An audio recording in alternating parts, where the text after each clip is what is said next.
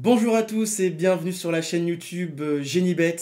C'est avec un très grand plaisir que je vous retrouve aujourd'hui pour l'analyse de ce prix de Cornulier 2024.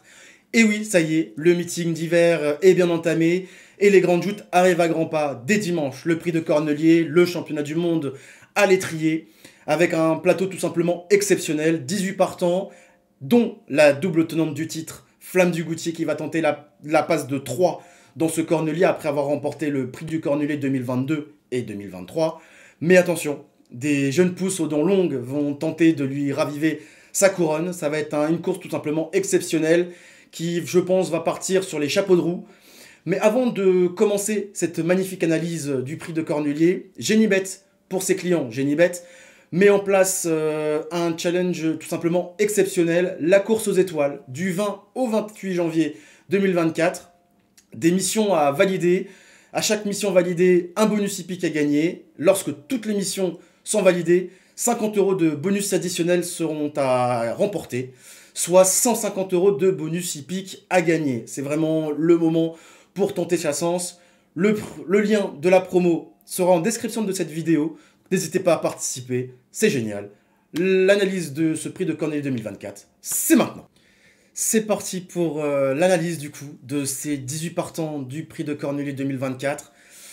Sur la distance classique des 2700 mètres, on commence avec le numéro 1, Alpha, la moins riche au départ, mais elle n'a pas volé sa place dans la plus belle épreuve au trot monté, en finissant 3ème de super manière dans le prix du Calvados. Cette fille de double vainqueur de prix d'Amérique va tenter de faire plaisir à son entourage qui va sûrement donner de la voix dans la ligne droite. Il lui faudra quand même un bon parcours. Si c'est le cas, elle peut venir prendre une bonne place dans la bonne combinaison du prix de Cornulier. Le numéro 2, Anna, vainqueur d'un groupe 2 il y a un peu plus d'un an, et également placée de groupe 3. En étant déférée des 4, elle a tout le temps répondu présente, sauf une fois disqualifiée de la 5ème place après enquête dans le groupe 1, le prix Billy Billy. Battue par Anna Demol, qu'elle va retrouver. Ses dernières courses sont un peu moins tranchantes, elle fera de son mieux pour prendre une belle allocation dans cette épreuve. Ibiki Dewell, il a couru que 4 fois au monté, donc pas énormément d'expérience. C'était en début d'année dernière. C'était propre les 2 premières fois, et ensuite il n'avait plus la cadence lors de ces 2 dernières courses au trot monté. C'était vraiment moyen en juin dernier dans le prix de Normandie, battu dès le haut de la montée et dévancé par Ina Durib et Idéal Duchesne qui va retrouver. Par contre, cette année à l'attelage, il a quand même remporté 2 groupes 3. Mais est-ce que cela sera suffisant avec Eric Raffin sur son dos? Ça peut le faire, il peut être 3, 4, 5ème. Pour la victoire, ça me paraît quand même un peu plus compliqué. Gold Voice, idem que le dernier cité. Elle a couru seulement 2 fois au monté dans sa carrière. C'était les 2 dernières fois, justement.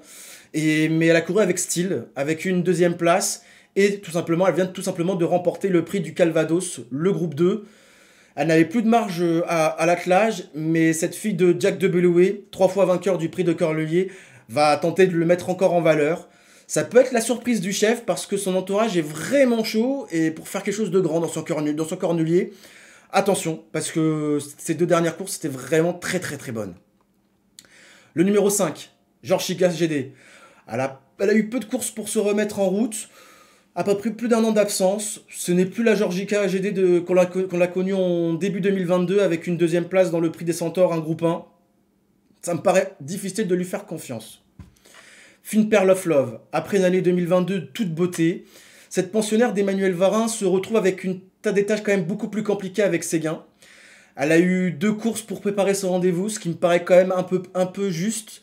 Elle n'a jamais gagné au trot monté en 10 tentatives. Son entourage, j'imagine qu'ils se font plaisir.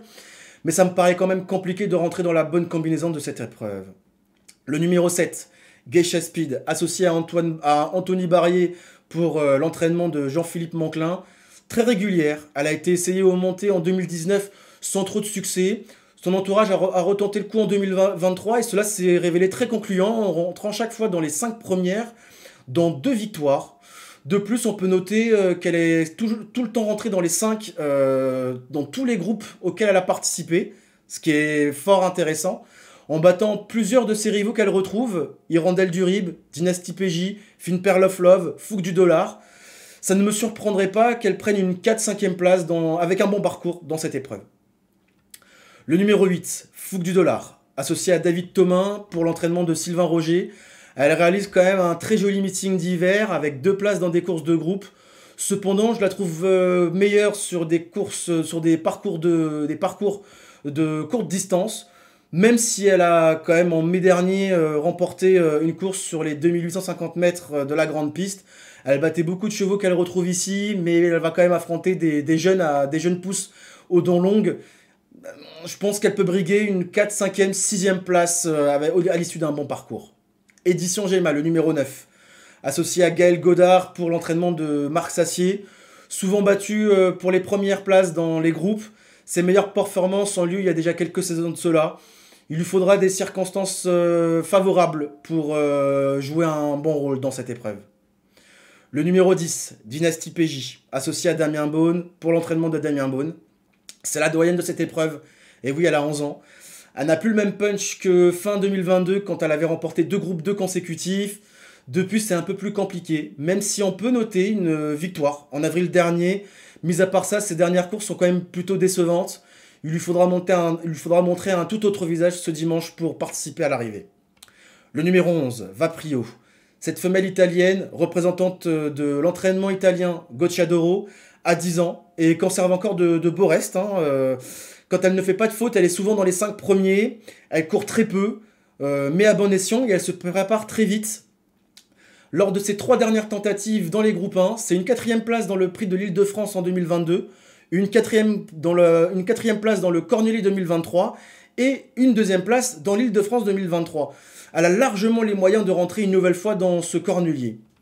Le numéro 12, Esperanza Idol. C'est une amour de jument, elle donne tout ce qu'elle a à chaque sortie. Elle n'est plus sortie des 5 premiers au monté depuis octobre 2022. Bon, elle monte quand même largement de catégorie. Elle court souvent dans des groupes 3 ou alors des courses qui sont juste avant les courses de groupe. C'est un sacré challenge qui est tenté par son entourage. Elle va encore donner son maximum pour rentrer dans la bonne combinaison de cette épreuve.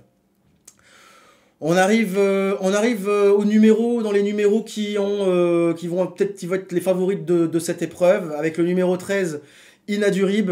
Ça sera l'une des prétendantes au titre.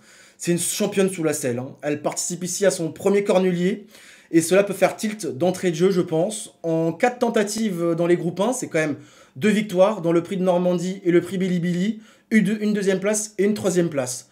100% de réussite dans les courses de groupe auxquelles elle a participé. Ça, c'est quand même une sacrée data à prendre en compte. Et elle est l'une des concurrentes directes, je pense, à Flamme du Goutier et Anna Desmolles. Je pense que c'est une priorité.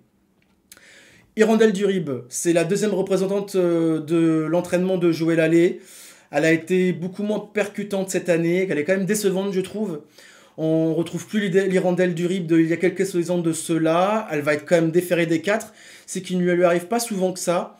8 sur 13 dans les 5 premiers. Bon, elle peut tout de même être 4e, 5e sur sa classe. Ça, elle a largement le potentiel pour rentrer dans la bonne combinaison de ce prix de Cornulier. Le numéro 15, Idéal Duchesne. Ouais, il faut oublier sa dernière disqualification. Elle connaît ses concurrents par cœur. Pendant ce meeting, c'est une victoire au niveau groupe 2, battant Ina Durib très facilement. Excusez du peu, battre Ina Durib, c'est quand même pas rien. Par contre, 2e dans un groupe 1, battu par Ina Durib, qui a repris sa revanche, et une 5e place dans un groupe 2 pour sa rentrée. Elle connaît Vincennes comme sa poche. Elle va chèrement défendre ses chances et elle a largement les capacités de rentrer dans les 3 premières de ce lot. Elle vaut largement cette épreuve et elle peut regarder en face des yeux les favorites. Anna Desmolles.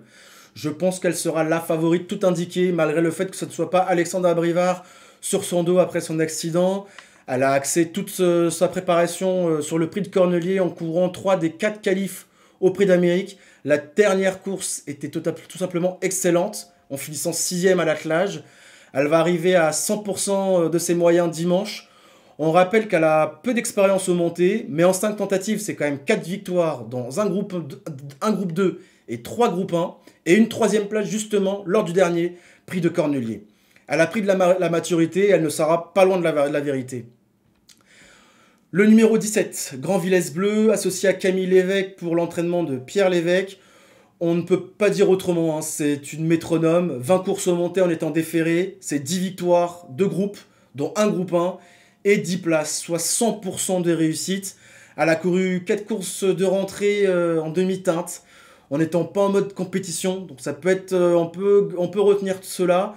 Elle n'était pas sûre de courir le Cornulet cette année. Juste avant mercredi, on ne savait pas trop si elle allait participer. Mais au final, elle est bien alignée au départ. Sur sa classe, elle mérite quand même le plus grand respect. Mais sur sa dernière course et l'attente avant l'engagement, il y a un petit hic. Mais dans tous les cas, il ne faut pas l'abandonner. Ça serait une erreur. Vaut mieux l'avoir avec soi que contre soi. Et enfin, le numéro 18, Flamme du Goutier, associé à Mathieu Mottier pour l'entraînement de Thierry Duval d'Estaing. Ce n'est autre que la double tenante du titre du prix de Cornulier 2022 et 2023. Elle est prête à aller conquérir un 3e sacre et peut-être être la première femelle à faire cet exploit-là. Elle a été préparée, elle a préparé cette course dans des préparatoires aux qualifications au prix d'Amérique comme Anna Demol. Les hits, elle les faisait aux montées. C'était assez impressionnant de voir justement ces hits aux montées.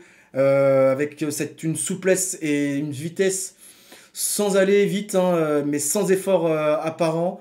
Elle va être difficile à chercher, je pense. Il faudra être dur, parce qu'on peut le rappeler, mais beaucoup de chevaux se sont cassés les dents contre elle.